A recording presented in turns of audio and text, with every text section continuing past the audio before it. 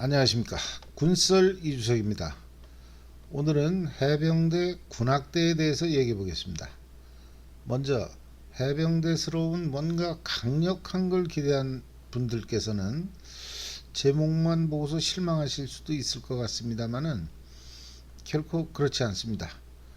음악이라는 부드러운 소재가 오히려 우리 해병대의 아주 강력한 모습을 더욱 빛나게 했다는 걸 30여 년 전에 몸소 체험했고 당시 엄청난 전율과 감동을 느꼈기에 그걸 오늘의 주제로 삼았을 뿐입니다.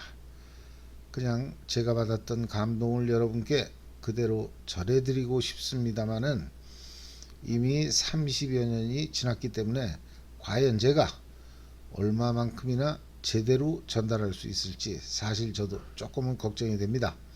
오리발 차고 낙하산을 매지는 않았어도 우리 해병대가 하나임을 느끼게 해줬던, 비록 오지는 아니었어도 서해 낙도의 그 어떤 외딴 섬에서 근무한 해병들보다도 더 고생하신, 음악이라는 부드러움 속에 진짜 해병대만의 강력함을 간직한 정말로 멋진 해병대 군악대, 그들의 얘기입니다. 따라서 제가 평소에 방송하던 약간은 우습고 때로는 상소리가 들어가던 그런 방송과는 오늘 조금 차이가 있을 것 같습니다. 비록 여러분을 웃기지는 못해도 평소에 우스갯소리에선 느낄 수 없는 약간의 감동은 있지 않을까 하는 그런 생각입니다. 그럼 본론을 시작하기에 앞서서 여러분께서 그 약간의 감동을 맛보시라는 차원에서 해병대 군악대의 모습을 잠깐 보여드리겠습니다. 해병대 창설 70주년을 기념하는 KBS 열린음악회, KBS 공개홀에서의 우리 해병대 군악대의 팔강모 사나이 연주 장면입니다. 시간은 채 1분이 안 넘으니까 일단 감상해 보시기 바랍니다. 방청석에 앉아서 해병대 박수를 치는 후배들 또한 우리 해병대 군악대의 일부라고 보셔도 좋을 것 같습니다.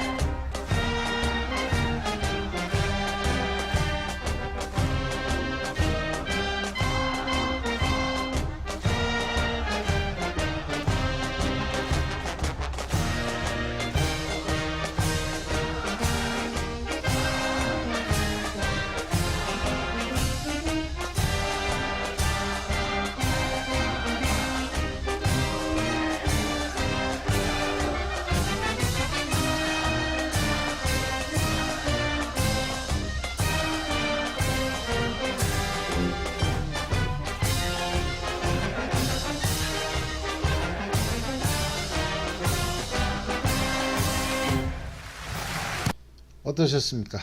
잘 들으셨습니까? 그럼 본론으로 들어가겠습니다. 오늘 사연의 주인공은 두 명입니다. 첫 번째 주인공은 1987년 해병대 1사단 군악대에서 큰 북을 치던 이름 모를 해병입니다.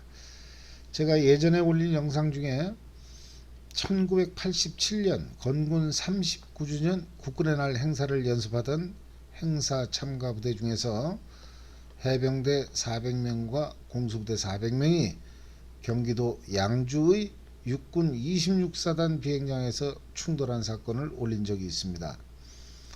방금 말씀드린 첫 번째 주인공, 이 1사단 군악대원은 저희 행사부대가 포항에서 올라갈 때부터 같이 따라간 군악대 요원 중 한 명입니다. 당시 행사에 참가하는 해병대와 해군 UDT 대대를 지원하기 위해서 해병대 1사단 군악대가 지원을 나간 건데, 이 사람들은 정작 고생만 실컷 하고 10월 1일 실제 행사에는 참가도 못한 대원들입니다. 실제 행사 땐 해군본부 군악대한테 자리를 양보해야 했던 그런 대원들입니다. 그러니까 어떻게 보면 뭐 표현이 적절할지는 모르겠습니다만은 뭐 연습용, 뭐 자가용, 아무튼 고생을 많이 했어요 이 사람들이.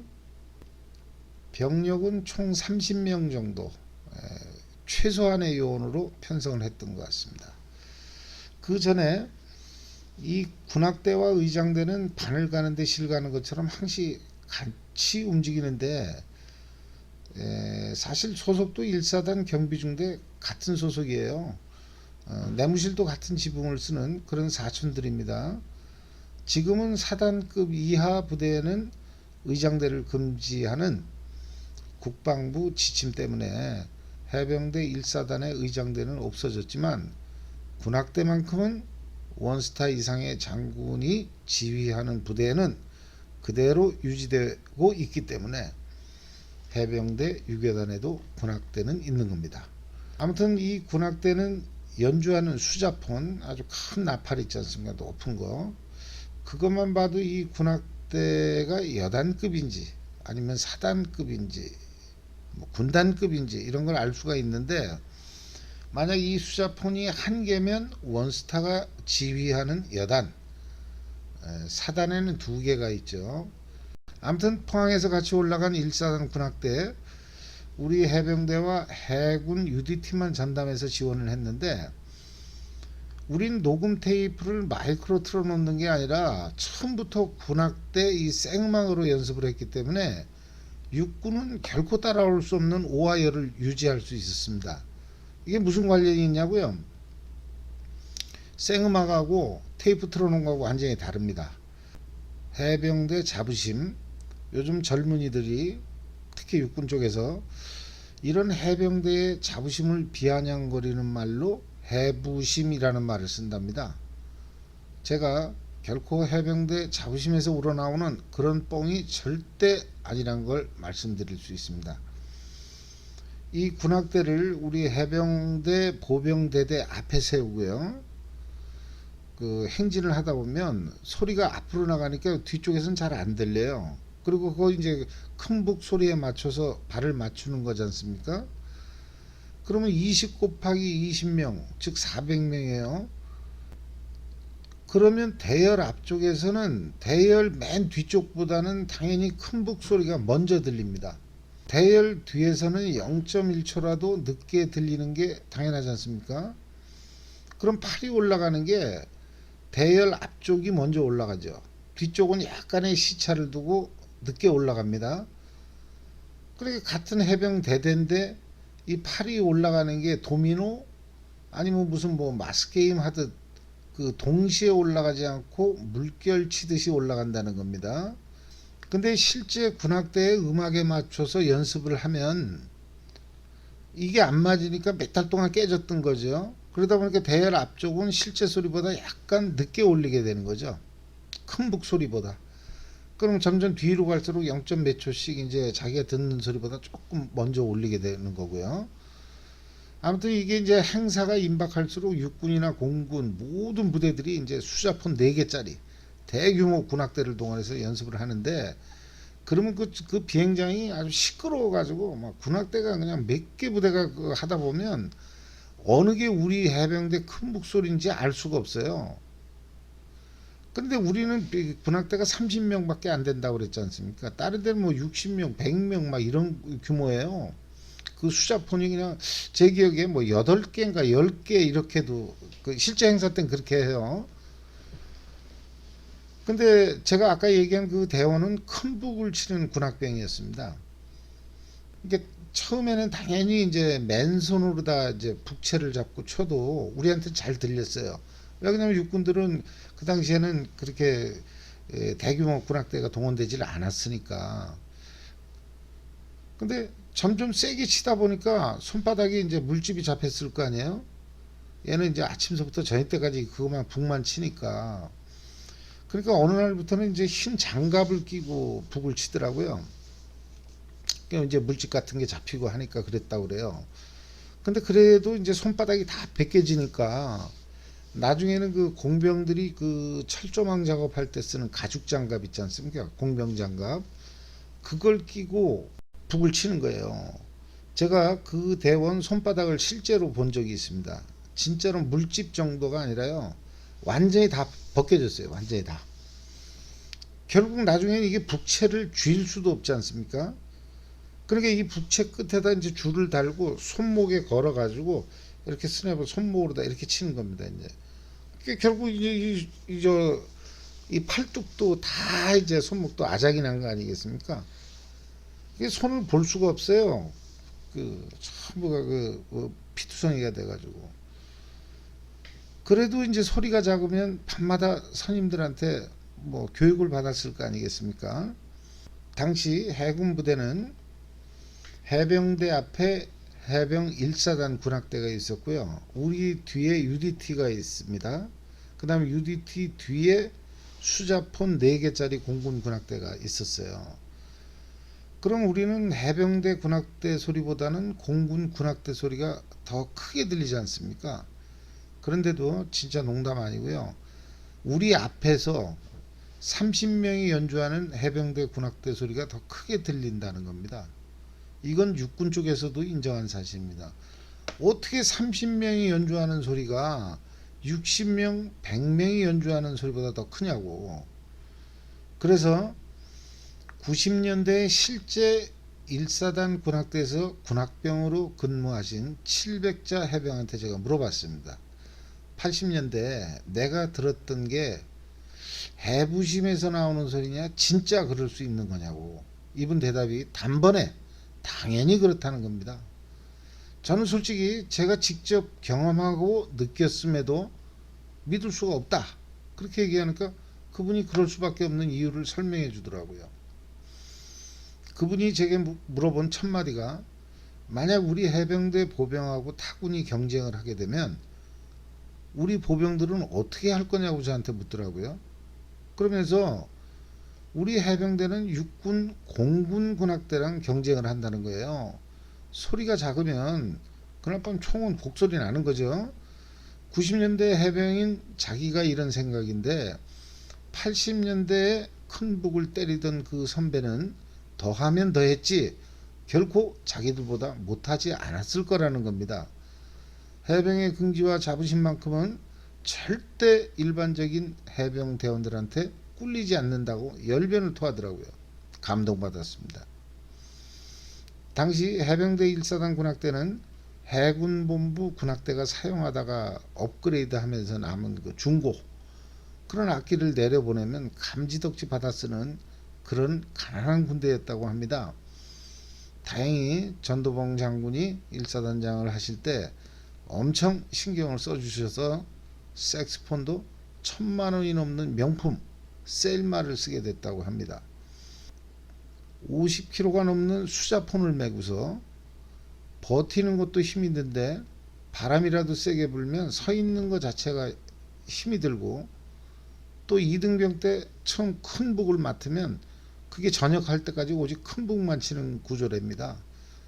그러니까 큰 북을 치는 군악병들은 전부 허리가 아작나고 이 앞에다 이제 이렇게 걸고 있으니까 그러니 제가 80년대에 본 해병의 손바닥이 다 뺏겨지고 했던 건 세 발의 피라는 거예요.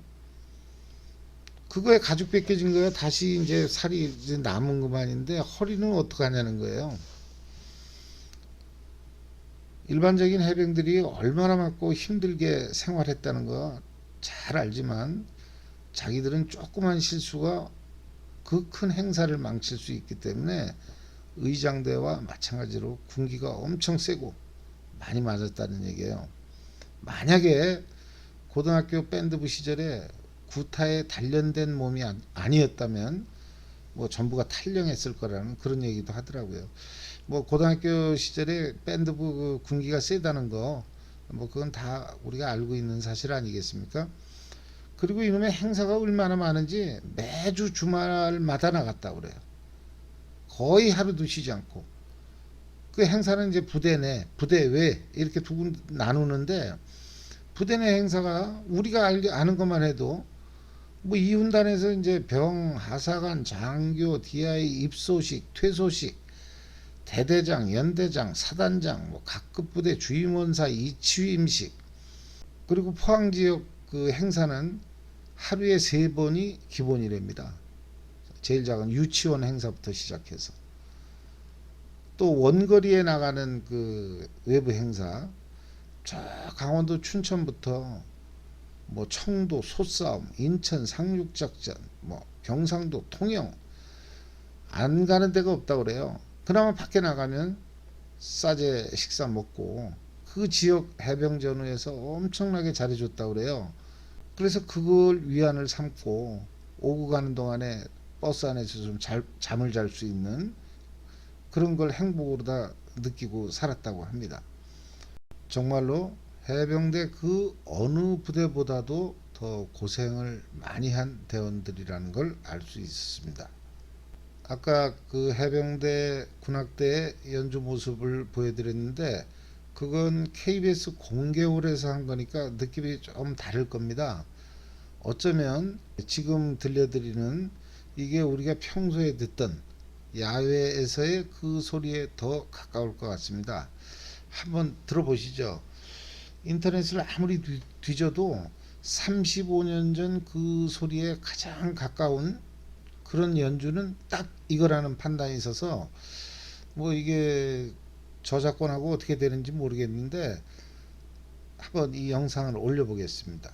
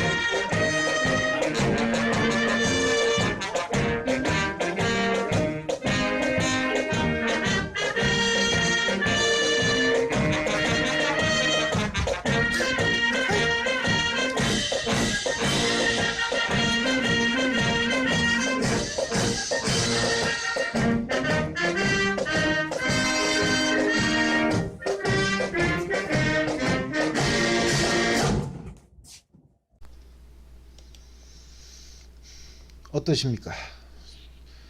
저는 나이가 들어서 그런가 영상을 제작하면서 이걸 여러 번 들었는데요. 들을 때마다 자꾸 좀 눈물이 나더라고요.